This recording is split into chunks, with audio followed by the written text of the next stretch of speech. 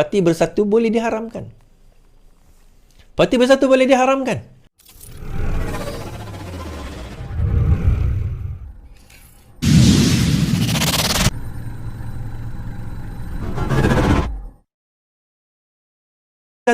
Rupanya akaun Bersatu sudah dibekukan 2 minggu lepas, tuan-tuan. Ni saya nak cerita prosedur SPRM ni. Sebelum kita pergi kepada cerita prosedur SPRM, saya nak bawa berita tersebut. Supaya kita boleh sama-sama baca, bagi yang tak tahulah. Bagi yang tahu, dia tahulah kan. Akaun Bersatu dibeku kerana derma, dalam inverted comma, 300 juta dakwa sumber SPRM. Sehari selepas mendedahkan akaunnya kepada umum, Suruhanjaya Pencegah Rasuah Malaysia memberitahu akaun berkenaan sudah dibekukan agensi terbabit. Ketika dihubungi Malaysia Kini, Ketua Pesuruhjaya SPRM Azam Baki mengesahkan pembukuan tersebut. Katanya, akaun parti berkenaan dibekukan pihak berkuasa sejak 2 minggu lalu bagi memudahkan siasatan yang dibuat mengikut Akta Pencegahan Penggubaran Wang Haram dan Pencegahan Pembiayaan Keganasan. Bagaimanapun, Azam enggan mengulas lebih lanjut. Setiausaha Agung Hamzah Zainuri dijangka mengeluarkan kenyataan berkaitan perkara itu. Pada awalnya, pembukaan berkenaan didakwa ada kaitan dengan siasatan SPRM terhadap dana-dana ransangan kerajaan berjumlah 92.5 bilion semasa pandemik dan didakwa diselewengkan. Bagaimanapun, sumber SPRM yang enggan dikenali mendakwa pembukuan dibuat bagi menyiasat dakwaan Bersatu menerima sumbangan daripada kira-kira 10 kontraktor yang mendapat pelbagai projek semasa parti itu menjadi kerajaan. Sumber itu mendakwa jumlah sumbangan itu disyaki berjumlah lebih 300 juta. Dakwa sumber berkenaan baki dalam akaun bank Bersatu ketika ini adalah sekitar 40 juta. Pada awal Jun, SPRM menahan seorang ketua pegawai eksekutif sebuah syarikat swasta sebagai suspek dalam siasatan.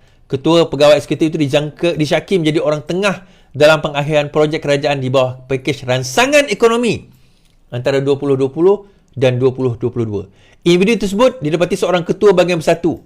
Timbalan Presiden Bersatu Ahmad Faizal Azumu kemudian segera menjarakkan pemimpin tertinggi itu Muhyiddin Yassin daripada sebarang kesalahan atau penyelewengan. Ada juga dakwaan bahawa sebanyak 4.5 bilion daripada jumlah tersebut berakhir dalam dana Perikatan Nasional untuk menghadapi PRU. Dakwaan tersebut dinafikan sekeras-kerasnya oleh Muhyiddin. Okey. Tuan-tuan, kita nak cerita. Pertama sekali, kalau kita faham kaedah SPRM buat kerja, tolak tepi Azam Baki itulah. Tetapi secara umum SPRM, pegawai-pegawai dia sebagainya. Azam Baki ni tukang baca je. Tapi pegawai-pegawai dia yang membuat siasatan. Bila mereka membuat siasatan, dia bukannya sembrono. Dia ada kajian-kajian yang mereka lakukan. Dia ada benda yang dia nak kena intai. Ada benda yang dia nak kena teliti. Yang pertama, Bersatu claim bahawa geng-geng Bersatu dan sewaktu dengannya claim 600 bilion tu penipuan Pakatan Harapan. Tidak nampak sebarang sebarang dakwaan ataupun dibeku dan sebagainya. Okay. Kemudian kita kata 92 bilion. Nampak penipuan. Bukan 600 bilion tapi 92 bilion. Okay. Daripada 92 bilion itu 300 juta. Ada daripada 4 bilion, ada jumlah 4 bilion. 4 bilion ke 2 bilion terlibat dengan tebatan banjir, salah satu daripada projek. Rupanya tuan-tuan, kita nak tengok, memang kita buat, kalau kita nak tangkap ikan ni, kita buat net, kita tabur jala dulu. Tetapi dalam tu pasti akan ada yang tertangkap. Bukan seluruh jala tu akan dapat ikan, tapi daripada seluruh jala itu kita akan dapat sebahagiannya. Daripada sebahagian itu kita akan nampak bahawa ada poket-poket yang sebenarnya memberi manfaat, keuntungan kepada ahli-ahli politik dan juga parti-parti politik. Dekat mana bersihnya tuan-tuan, saya tak tahu. Okey, tak apa. Dia mungkin tidak dibicarakan lagi, tidak didapati bersalah. Tidak mengapa. Tetapi poinnya sekarang ini, kenapa akaun itu dibekukan? Ini kita kena faham dulu. Kenapa akaun itu dibekukan? Yang pertama, apabila ketua bekas CEO itu ditangkap, dia mendedahkan bahawa dia menjadi orang tengah yang menghubungkan pakej ransangan ekonomi projek-projek dalam itu kepada kontraktor. Okey, itu yang pertama. Dan sebagai orang yang berkaitan dengan Parti Bersatu, mungkin juga bertanggungjawab untuk memastikan token-token daripada toke-toke ini masuk ke dalam parti dia. Okey? Jadi kalau itu berlaku, adakah itu satu kesalahan? Ya, kalau sekiranya yang meluluskan itu adalah orang daripada Parti Bersatu. Ini yang menariknya, tuan-tuan.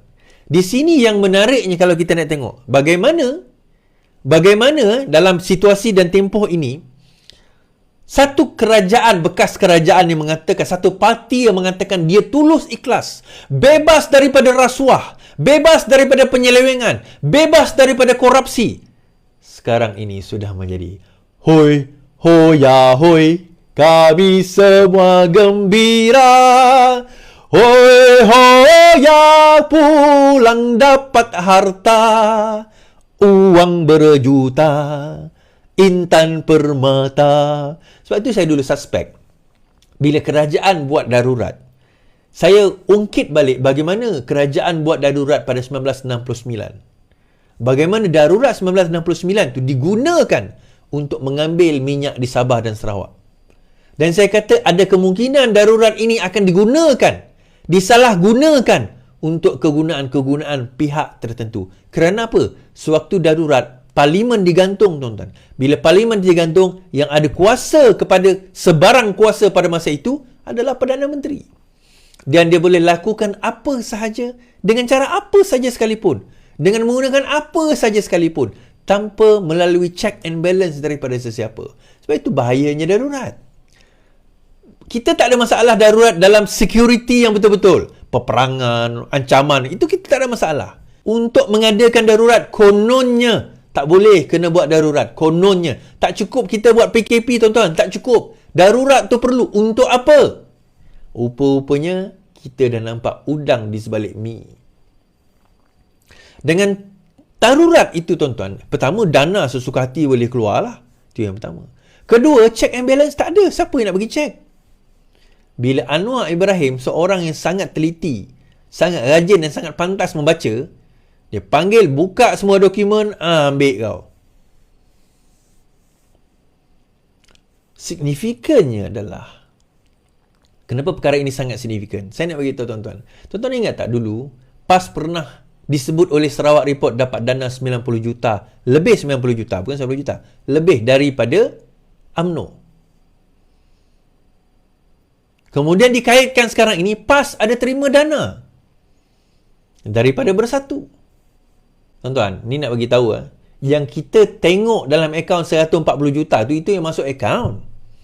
Kita tak tengok lagi duit yang tak masuk akaun. Tuan-tuan jangan jadi lurus macam pembaris sangat. Dia kena tunjuk lah ada duit masuk kan. Tapi dalam, iyalah mustahil lah dengan bendera sebegitu banyak, dengan poster sebegitu banyak dan besar, dengan banner sebegitu banyak dan besar, lawan parti bekas pemerintah dah berpuluh tahun, lagi banyak bendera dia, poster dia, banner dia dengan TikTok dan sebagainya, lebih daripada segala-galanya.